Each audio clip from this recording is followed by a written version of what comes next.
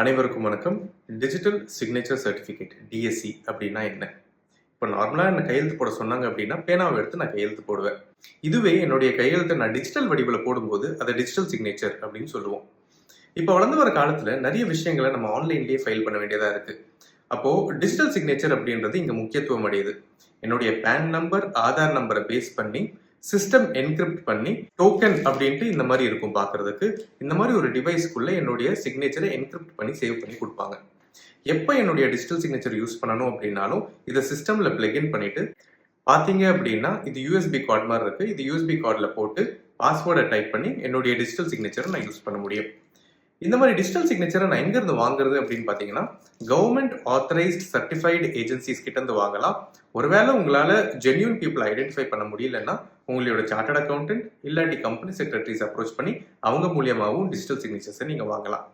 இந்த digital signatures நார்மலாக ஒரு வேலிடிட்டியோட பீரியடோடு வரும். 1 year to 3 years is normal validity. பொதுவாக 2 years வேலிடிட்டி ஆனது பிரபலமாக யூஸ் பண்ணப்படுது. இந்த டிஎஸ்சியை நம்ம எங்கே தான் யூஸ் பண்ணுறோம் நார்மலாக அப்படின்னு பார்த்தீங்க அப்படின்னா ஐடி ரிட்டர்ன்ஸ் ஃபைல் பண்ணுறதுக்கு, ஆர்ஓசி ரிட்டர்ன்ஸ் ஃபைல் பண்ணுறதுக்கு, ஜிஎஸ்டி ரிட்டர்ன்ஸ் பண்ணுறதுக்கு, இஎஸ்ஐ பிஎஃப் ரிட்டர்ன்ஸ் ஃபைல் பண்ணுறதுக்கு, டெண்டர்ஸ் அப்ளை பண்ணுறதுக்கு, ஐஇ கோட் அப்ளை பண்ணுறதுக்குன்னு சொல்லி பல விஷயங்களுக்கு இந்த டிஜிட்டல் சிக்னேச்சர் ஆனது யூஸ் ஆகுது.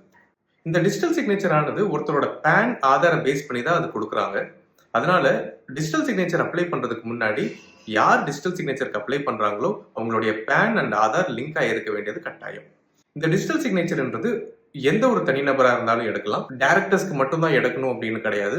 சிஇஓ எடுத்துக்கலாம், சிஎஃப்ஓ எடுத்துக்கலாம், ஹெட் ஆஃப் த டிபார்ட்மெண்ட் எடுக்கலாம். இந்த மாதிரி ஏன் ஒரு கம்பெனி பேருக்கு கூட டிஜிட்டல் சிக்னேச்சர் ஆனது எடுக்கலாம். நீங்க இதற்கு முன்னாடி டிஜிட்டல் சிக்னேச்சர் யூஸ் பண்ணிருக்கீங்க அப்படின்னா எப்போ எங்க யூஸ் பண்ணீங்க அப்படின்றது கமெண்ட்ஸ்ல சொல்லுங்க. நான் உங்களை அங்க சந்திக்கிறேன். தேங்க்யூ.